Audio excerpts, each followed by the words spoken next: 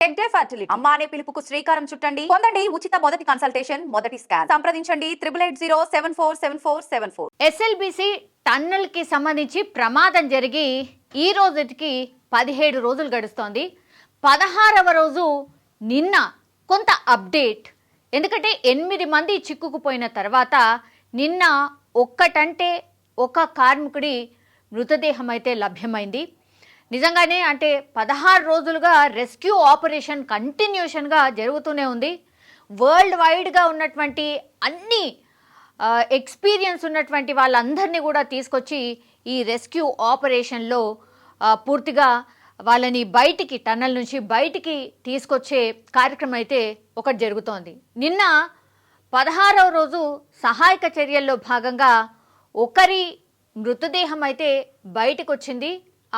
ఆ పేరు వచ్చేసి రాబిన్స్ ఆపరేటర్ గుర్ప్రీత్ సింగ్గా గుర్తించింది. ఈ గుర్ప్రీత్ సింగ్ ఈయనదొక special category or special place అని చెప్పొచ్చు. ఎందుకంటే గుర్ప్రీత్ సింగ్ పంజాబ్కి సంబంధించిన వాసి. ఈయన 20 ఏళ్ల నుంచి కూడా ఇట్లా టెక్నికల్ ఫీల్డ్లో ఆర్ ఇట్లా టన్నల్లో ఒక ఆపరేటర్గా అయితే పనిచేస్తున్నారు. వీళ్ళ ఫ్యామిలీతోని కూడా మనం మాట్లాడడం జరిగింది. గుర్ప్రీత్ సింగ్ ఈయనకి 2 అమ్మాయిలు ఉన్నారు. ఫ్యామిలీ అంతా కూడా పంజాబ్లోనే ఉంటుంది. అయితే వీళ్ళ చాచా అట్లాగే వీళ్ళ తమ్ముడు టన్నల్కి దగ్గరలో ఒక రూమ్లో స్టే చేస్తూ ఏం జరగచ్చు ఏంటి అనేది కూడా పూర్తిగా కనుక్కునే ప్రయత్నం అయితే చేస్తున్న సిచ్యువేషన్ అయితే మనకైతే కనిపించింది.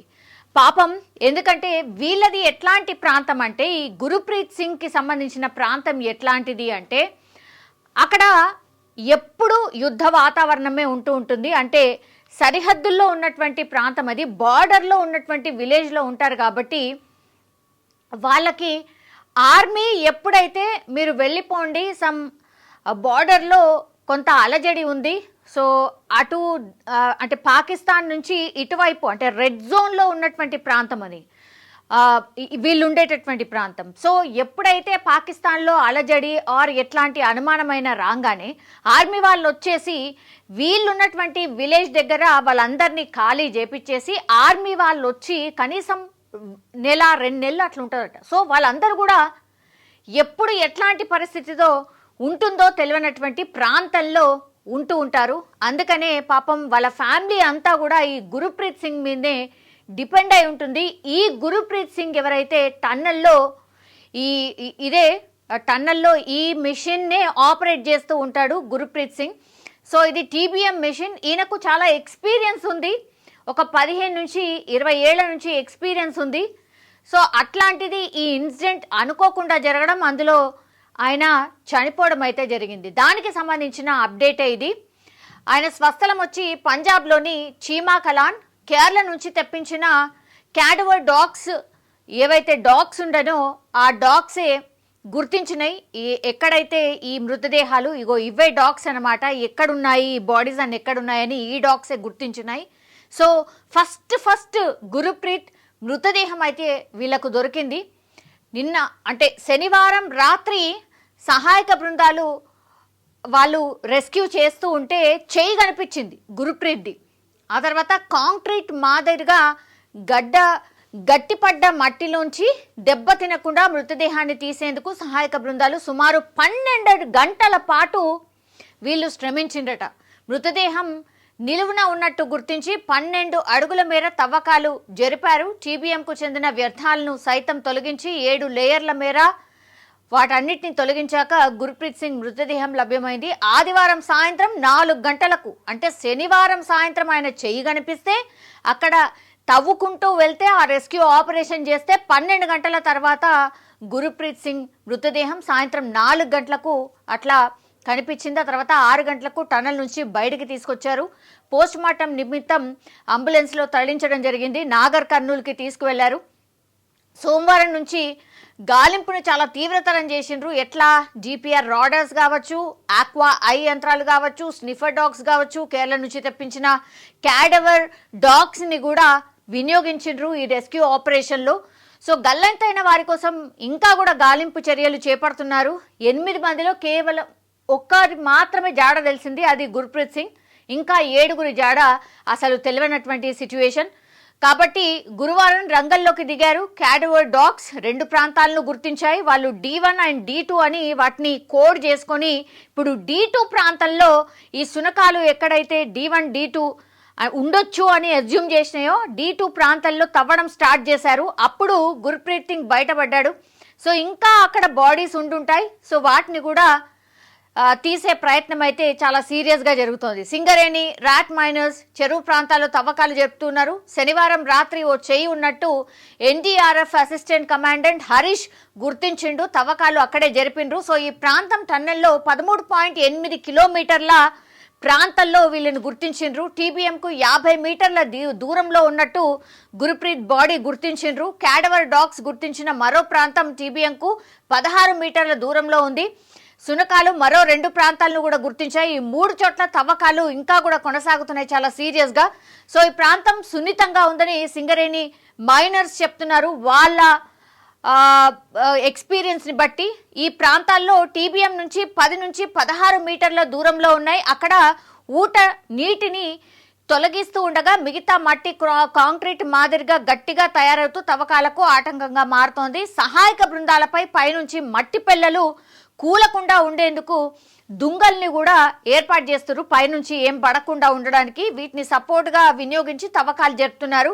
క్యాడవర్ డాగ్స్ గుర్తించినటువంటి ఈ ప్రాంతంలోనే ప్రస్తుతం చాలా సీరియస్గా తవ్వకాలు కూడా జరుపుతున్నారు.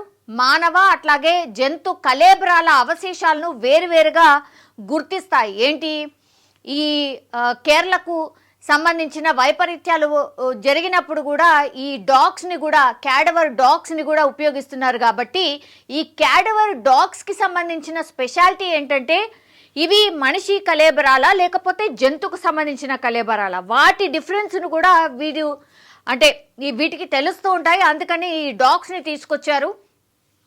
17 శునకాలను కొనుగోలు చేసిండ్రు. ఏంటిది ఈ ఇట్లాంటి కేరళలో ఈ వైపరీత్యాలు జరిగినప్పుడు గుర్తించడానికని ఇట్లాంటి డాగ్స్ని ఒక 17 అయితే పూర్తిగా ట్రైనప్ చేసి ఉంచారు. సో ఆ శునకాలనే ఇక్కడికి తీసుకొచ్చారు. ఇవే ఇప్పుడు గుర్ప్రీత్ సింగ్ని బయటికి తీసుకురావడానికి కూడా ఉపయోగపడింది అని చెప్పొచ్చు. ఇప్పుడు గుర్ప్రీత్ సింగ్ బాడీ దొరికిన తర్వాత అతిపెద్ద చర్చ ఏంటంటే మరి ఈ ఫ్యామిలీస్ని ఎట్లా ఆదుకోబోతున్నారు, ఆ కుటుంబాన్ని ఎట్లా ఆదుకోబోతున్నారు అని. సీఎం అయితే ఒక ప్రామిస్ చేసిండ్రు. ఇప్పుడు ఎవరైతే చనిపోయారో కార్మికులు 25 లక్షల రూపాయలు ప్రభుత్వం తరఫున చెల్లించబోతున్నాము అన్నటువంటిది అనౌన్స్మెంట్ చేసిన పరిస్థితి. ఇప్పుడు ఆయనకు ఇన్సూరెన్స్ ఉంటే ఆ ఇన్సూరెన్స్కి సంబంధించిన డబ్బులు వస్తాయి. అట్లాగే కంపెనీ ఏమైనా ఇస్తుందా అనేది కూడా ఆలోచించాల్సిందే. అండ్ అగైన్ కేంద్రం ఏమైనా సహాయం చేస్తుందా ఇది కూడా కొంతమేర ఆలోచించాల్సిందే. సో ఏది ఏమైనా అంటే రాష్ట్ర సర్కార్ ఒక మంచి ప్రయత్నానికి ఈ నీళ్ల ద్వారా ఈ టన్నెల్ నిర్మిస్తే నల్గొండ సస్యశ్యామలం అవుతుంది, సాగునీరు అందుతుంది, అట్లాగే తాగునీరు ఫ్లోరోసిస్ లేకుండా ఉండే తాగునీరు కూడా అందించే కార్యక్రమం. కాబట్టి దీన్ని పెద్ద ఎత్తున చాలా సీరియస్గా చేస్తున్నటువంటి టైంలో జరిగినటువంటి అనుకోనటువంటి ఇన్సిడెంట్. కాబట్టి చాలా మంది ఎక్స్పెక్ట్ చేస్తున్నారు ఏంటంటే ఎస్ డెఫినెట్లీ ఈ 8 మంది 16 రోజులు అయిపోయింది, వాళ్ళ 17వ రోజు. సో ఒక్క బాడీ మాత్రమే దొరికింది. ఆ బాడీలని ఎట్లాగైనా బయటికి తీసి వాళ్ళ కుటుంబాలకి ఇచ్చే ప్రయత్నం అయితే చాలా సీరియస్గా సర్కార్ అయితే చేస్తోంది. అయితే గుర్ప్రీత్ సింగ్ని ఎట్లా గుర్తించిందంటే ఆయన చేతికి ఉన్నటువంటి కడెం ఫస్ట్ యాక్చువల్లీ ఆయన చేతే బయటపడింది తవ్వుతుంటే, కాబట్టి ఆ చేతికి కడెం ఉంది.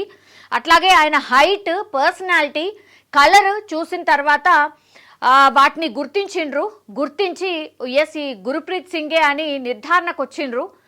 ఆ తర్వాతనే ఫ్యామిలీ మెంబర్స్ని పిలిపించడం, తర్వాత ఆ ఈ బాడీని వాళ్ళకు అప్పగించడం అయితే జరిగింది. కానీ అత్యంత బాధాకరం ఈ ఇన్సిడెంట్ అయితే.